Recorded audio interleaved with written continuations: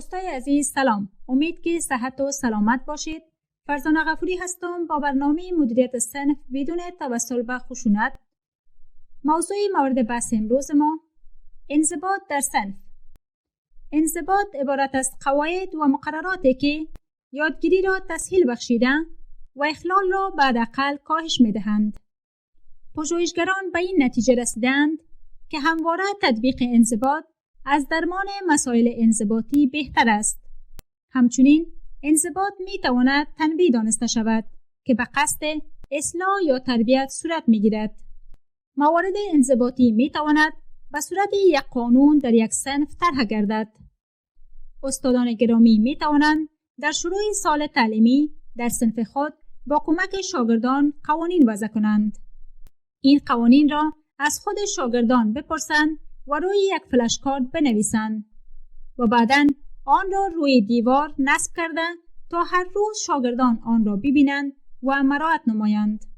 این قوانین به شکل واضح و ساده برای شاگردان تشریح شود و از آنها بخواهید که این قوانین را مراعات کنند. قانون اول: نگویید که کسی حق شور خوردن ندارد، بلکه بگویید بدون اجازه از جای خود نخیزید. در این صورت شاید به خاطر بعضی چیزها اجازه بگیرند و نخیزند، ولی از رفت آمد بیجا جلوگیری خواهد شد. قانون دوم: برای صحبت کردن یا سوال پرسیدن دست خود را بلند کنید. اگر این کار را نکردن جواب ندهید، بلکه قانون را یادآور شوید و بعد به پاسخ بپردازید. از تکرار قانون خسته نشوید. شاگردی که مزاحمت می کند نزدیکش بروید و در آنجا چند لحظه بایستید و درس را تشریح کنید. اگر شاگرد قوانین صنف را مراعات نکرد نادیده نگیرید. حتما تنبیه کنید، چون اگر کاری نکنید چون این پیام را به بقیه شاگردان می رسانید که شکستن قانون هیچ تنبیه در پی ندارد. اما تنبیه به این معنی نیست که چیغ بزنید یا لت و کوب کنید. بدین معنی که انگشتتان را به طرف وی بگیرید و بگویید تو قوانین صنف را مراعات نکردی. آیا میدانی کدام قوانین؟ و باید شاگرد متوجه شود که واقعاً قانون را مراعات نکرده. سپس استاد بپرسد که چگونه وی میتواند اشتباه خود را جبران کند و چطور دوباره مرتکب اشتباه نشود. برای شاگردانی که زیاد مزاحمت در صنف ایجاد میکنند چند دقیقه وقت بگذارید یا یک سرگرمی آموزشی را استفاده کنید تا آرام شوند و بعد درس را از سر شروع کنید. این یک شکست است ولی ناکامی نیست.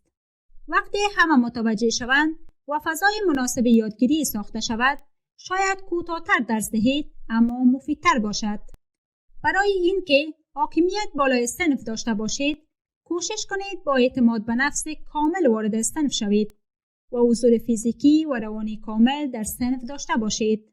برقراری نظم، کنترل صنف و تدریس موفق مجموعه نگرانی‌های استادان هستند. در صورتی که در صنف نظم حاکم باشد، بیشتر وقت صنف صرف فرایند یادگیری می شود. استاد و شاگرد از سپری نمودن وقت مفید در صنف راضی می باشند. البته منظور از حاکم کردن سکوت اجباری و تبدیل محیط آموزشی به محیط خشک نیست، بلکه منظور ایجاد محیطی است که در آن شاگرد فعالانه یاد می‌گیرد و تمام فعالیت‌ها بر محور آموزشی می‌چرخد. در ادامه چند روش ساده برای ایجاد و حفظ نظم ذکر شده است. هنگام ورود شاگردان به صنف درسی از آنها استقبال کنید. فعالیت‌های خاص پیش از شروع صنف را در شروع درس ممکن سازید تا شاگردان را به کارهای مثبت و خلاق تشویق کنید. تعداد 3 تا 5 قانون فراگیر برای کنترل رفتار شاگردان در صنف وضع کنید. از درک و فهم قوانین توسط شاگردان اطمینان یابید.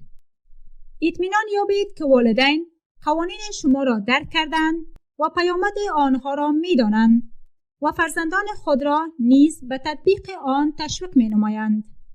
با شاگردانی که خودسرانه کار انجام دادند جداگانه صحبت کنید و تا جایی که ممکن باشد از تنبیه آنها در مقابل دوستان و هم‌صنفی‌هایشان بپرهیزید. اسامی شاگردان را در کمترین زمان در هفته اول شروع مکتب یاد بگیرید.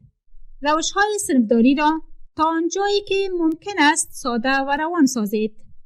دوستای عزیز، این بود نکات چند در مورد انضباط در صنف که استادان گرامی می توانند در صنف خود وضع نمایند تا یادگیری را تسهیل بخشند و ساختن چنین قوانین برای شاگردان یاد می دهد که مکتب و صنف هم مانند دیگر مکانها دارای قوانین مشخص می باشد و باید از طرف آنها مراعات شود.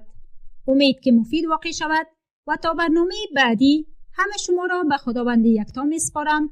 اوقات خوب و خوش.